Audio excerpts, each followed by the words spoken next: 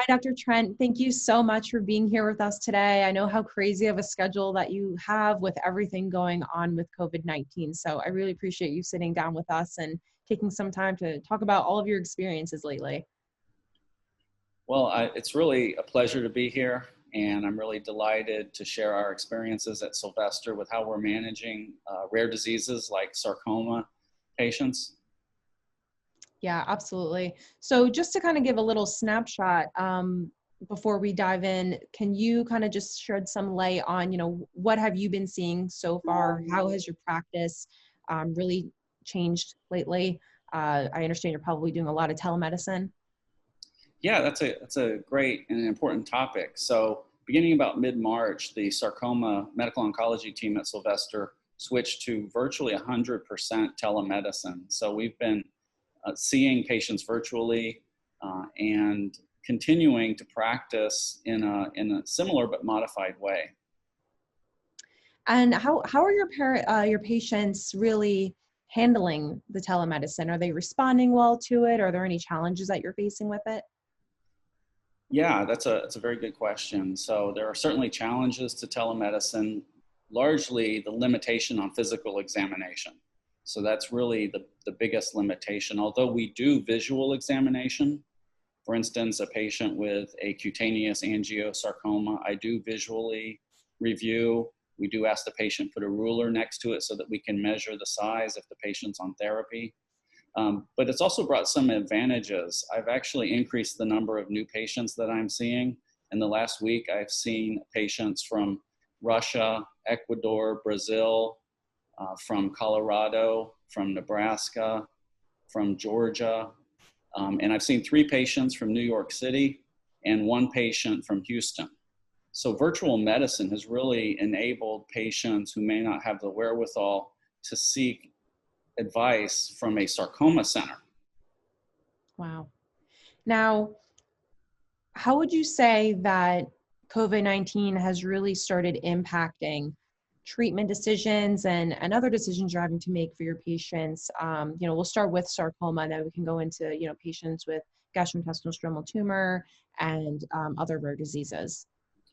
Yeah, COVID-19 has had a major impact on patients with soft tissue sarcoma, particularly those patients with intermediate or high-grade sarcomas that are larger than 5 centimeters.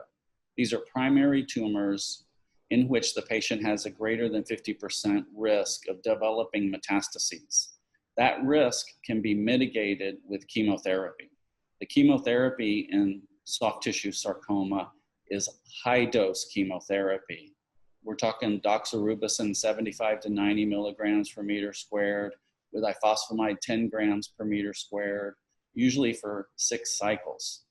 This type of chemotherapy is immunosuppressive. So all patients get neutropenic, all patients get thrombocytopenic. So this has to factor into our decision-making process when I meet with a patient who is at high risk for developing metastases, and we want to minimize or lower their risk of developing metastases and dying from sarcoma. We have to balance that with the risk of exposure to COVID-19. So one way we do this is we do this chemotherapy outpatient. We've developed a protocol where we do it outpatient in about 80% of our patients at Sylvester. We've converted that to really 100% of patients getting adjuvant or neoadjuvant chemotherapy for a primary soft tissue sarcoma are getting it outpatient now. The reason for inpatient admission is comorbidities or risk of toxicity, largely from ifosfamide. So at times we've had to lower the dose of ifosfamide to a level that can be safely administered as an outpatient. Wow. So definitely some changes that you're seeing now. How about over in gastrointestinal stromal tumor? Gastrointestinal stromal tumor, of course, is a type of sarcoma that's driven by mutations in certain genes, KIT, PDGF receptor, RAF, loss of SDH, and in-tract translocation, to name a few. Those patients who need systemic therapy include patients with a high-risk primary tumor or patients that present with locally advanced or metastatic disease.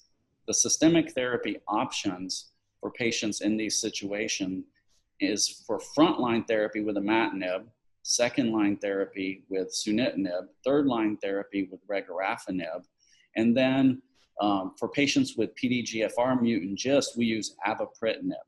All of these medications are orally available. So in our practice at Sylvester, we test everybody for mutation. This can be done by archival tissue. So pathology, I can order from pathology. Pathology can arrange the testing, and I can get the results all electronically. If the patient needs a biopsy, we've modified our practice to do liquid biopsy or circulating tumor DNA. And some of the testing available, such as Guardant Health, will actually go to the patient's house and do the testing so that the patient doesn't have to go into a clinic and risk being exposed to COVID-19. The other factor that we've implemented is shipping medication. So all of our patients who are on self-administered medication, including these oral tyrosine kinase inhibitors that I mentioned, we are shipping those medications directly to their home, so they don't even have to leave the home and go to a pharmacy to pick up these medications.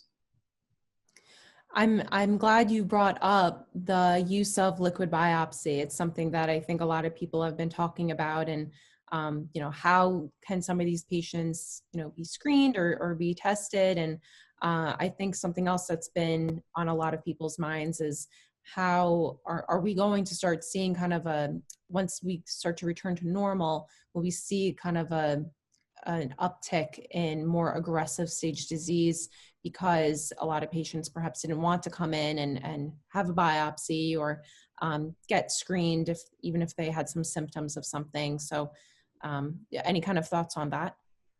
A very good point. And yes, that's a big concern about our cancer patients, but healthcare patients across the spectrum, including heart disease, diabetes, stroke, there's a major concern that they are delaying their care in order to avoid hospitals, avoid clinics. So our approach is really in alignment with national guidelines and international guidelines, that if there is a patient who needs chemotherapy, a patient who needs surgery, a patient who needs radiation therapy, they should be offered all of those services in as safe a way as possible. For instance, at our hospital, if a patient goes in for chemotherapy or goes in for surgery for a GIST or other sarcoma, every single patient gets tested for COVID-19 on a rapid turnaround, less than 24-hour PCR-based assay. Every single patient that comes into the hospital.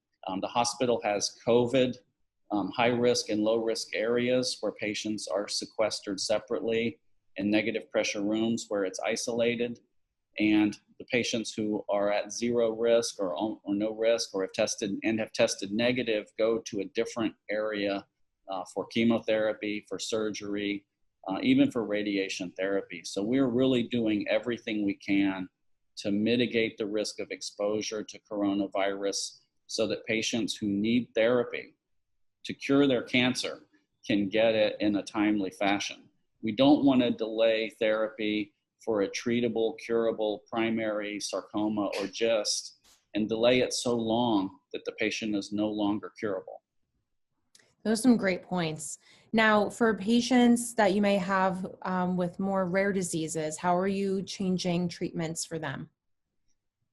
That's a very good point. Rare diseases like sarcomas and GIST and other diseases, really, I recommend be seen at an experienced center that specializes in that rare disease.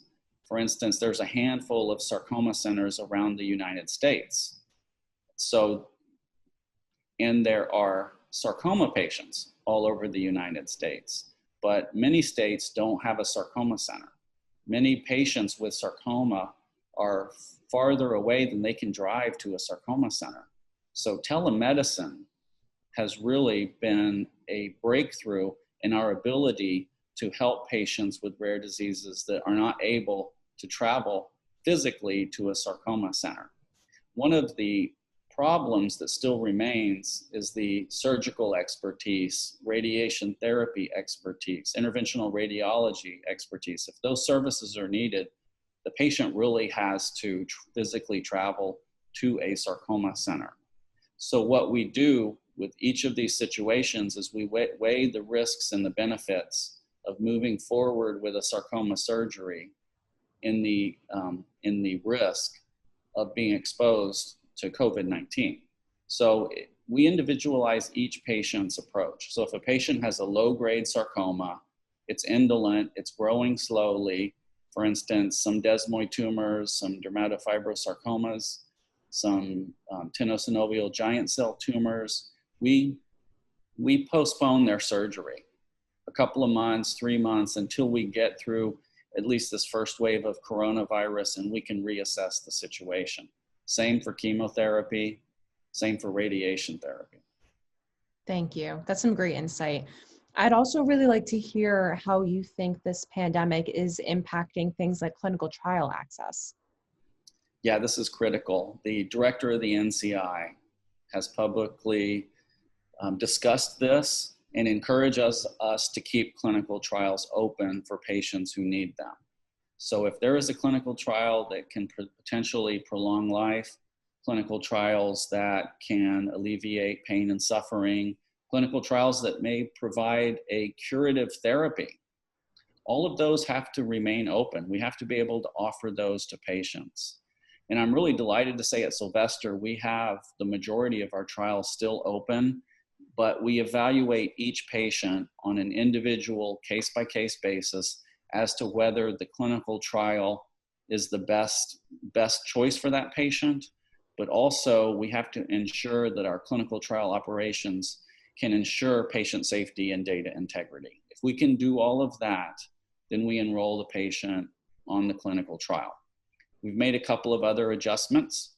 We're doing telemedicine as much as we can for clinical research, including remote consent forms. The FDA has made it clear that remote consenting is an option for patients on clinical trials. It does require documentation, doing it a video documentation of the consent form where I'm signing the consent form and the patient can see me, and the patient signing the consent form and I can see them, and there are witnesses is the best way to do it. The most sponsors of clinical trials have also endorsed local CT scans and local labs and local EKGs when possible. So if a patient lives 12 hours away, they don't have to fly here to get all of those tests done. They can get them at home and they can scan and email, fax, or FedEx all of that information to me, and I can evaluate it here in Miami. So the FDA has supported all of these possibilities, really to make clinical trials an option for patients who need them. Thank you. Have you experienced kind of like a slow in new trials popping up in light of all of this? Yeah, that's a very good point. What most cancer centers did about 4 weeks ago to 5 weeks ago, most cancer centers put a pause on new clinical trial submissions. We've done the same. We will, like many other cancer centers, start reopening that process to begin the submission for new clinical trials. We are being somewhat selective, so we're looking at each clinical trial and making sure that it will impact patients here in our catchment area in South Florida. Good. Thank you so much. Now, I know you spoke a little bit already about the use of liquid biopsies, and what are some other ways that you think this pandemic is really having an impact when it comes to precision oncology? Yeah, precision oncology is a very, very important aspect of what we do in cancer in general, and specifically in sarcoma. As you know, or maybe as you don't know, there are 175 different sarcoma types. Wow. And each one is as different from each other as breast cancer is from colon cancer. As it turns out, about half of these are driven by a specific molecular genetic event. Many of these are translocations involving transcription factors that are difficult to target, but many of these are TKIs. And so we have targeted therapy available for a number of different sarcoma types, not just GI stromal tumor, but epithelioid sarcoma. We can use tazemetostat. We have a clinical trial for desmoid tumor using nirogacestat targeted therapy. Tenosynovial giant cell tumor, we have pexidartinib. Giant cell tumor of bone, we use denosumab. And so there's just a fairly long and growing list of sarcomas that can be treated with targeted therapy. And the good news is that these targeted therapies are largely oral therapies, which are self-administered and make it easy for us to ship these medications to our patients so that the medicine shows up at their door. They don't have to come into a busy clinic to get the medication where there may be sick people that have respiratory symptoms. They don't have to go to pharmacies where our sick people go to pharmacies. So it's really helped mitigate exposure of coronavirus in the setting of precision medicine. Now, the first step in precision medicine is identifying the driver mutation. And that's also facilitated because we use archival tissue. So I can have the archival tissue from a surgery a few months ago tested for KIT mutation in GIST or PDGFR. I can, if not available, then we're doing liquid biopsy in an increasing number of situations in order to prevent patient from coming in to an interventional radiology suite in a busy sarcoma center, in a busy medical center, in a large city. We're able to decrease the amount of times patients are exposed or potentially exposed to coronavirus. Wow. So it sounds like you've definitely been taking a lot of, steps. And what would you say are also some maybe any other kind of preventive measures that maybe Sylvester is taking that you think need to be highlighted? Yeah, so there's a few things that we're doing. One is that we're testing every patient that comes into the hospital to control the amount of exposure within the hospital so that we're not spreading it within our own health system. We're also doing rapid coronavirus testing on any patient getting chemotherapy, on any patient getting radiation therapy, any patient getting surgery or an interventional ablative procedure such as RFA.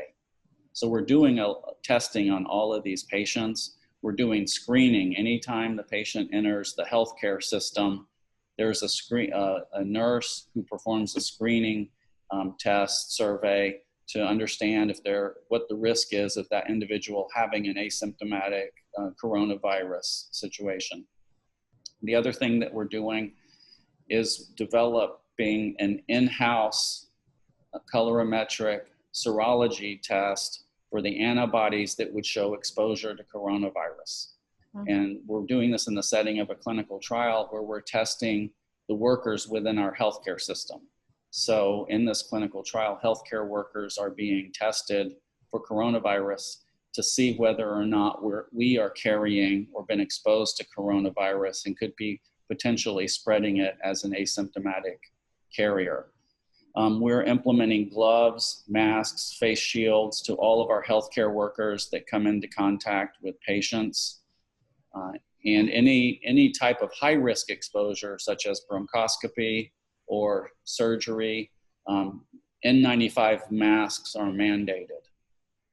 Wow. Thank you so much, Dr. Trent. Is there anything beyond COVID, any kind of research that you're working on, or anything else that you'd like to share about what's going on in sarcoma realm? Yeah, there's a number of things that are really, really exciting going on in the sarcoma community right now. For instance, desmoid tumor is driven by gamma secretase. There's a gamma secretase inhibitor called nirogacestat that's in clinical trial at a number of sites around the country, including Sylvester. There's a lot of interest in immunotherapy in sarcoma. There's been a lot of discussion that immunotherapy is not effective in sarcoma. However, that's increasingly becoming not the case. Unclassified pleomorphic sarcoma, fibrosarcoma, myxofibrosarcoma have had a 20% plus response rate in some studies to checkpoint inhibitors, particularly the combination. we had a publication late last year looking at patients with cutaneous angiosarcoma, where we found they had a 70% response rate to immunotherapy. 70. That must be one of the highest response rates to immunotherapy in any cancer type. Right. So we look forward to phase 3 trials in cutaneous angiosarcoma. And we look at studying this in other rare sarcomas. For instance, follicular dendritic cell sarcoma was recently shown in a very recent publication to also be a potential for checkpoint inhibitors and other immunotherapy. In addition to this, we're doing, like I mentioned, liquid biopsies to study circulating tumor DNA to understand mechanisms of resistance of GIST to imatinib. As it turns out, there are basically 2 flavors of resistant mutations, exon 13 and exon 17. This is important to know because exon 13 resistant mutations are sensitive to sunitinib, but not regorafenib. Exon 17 resistant mutations are sensitive to regorafenib, but not sunitinib. So in our clinical practice, we use that paradigm after progression on imatinib to tailor second-line therapy to the type of resistant mutation that the patient may have.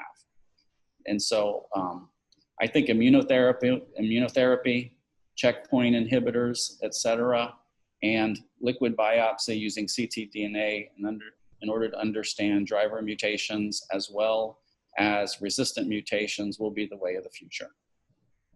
That's wonderful. Thank you so much. You shared so much great insight today. I really, really appreciate it. Well, I want to thank you for the opportunity to discuss these important topics for our patients with soft tissue sarcoma, GIST, other diseases. And I'd really like to thank you for the really thoughtful and important questions that you asked me today. Oh, anytime. Thank you so much. I appreciate it.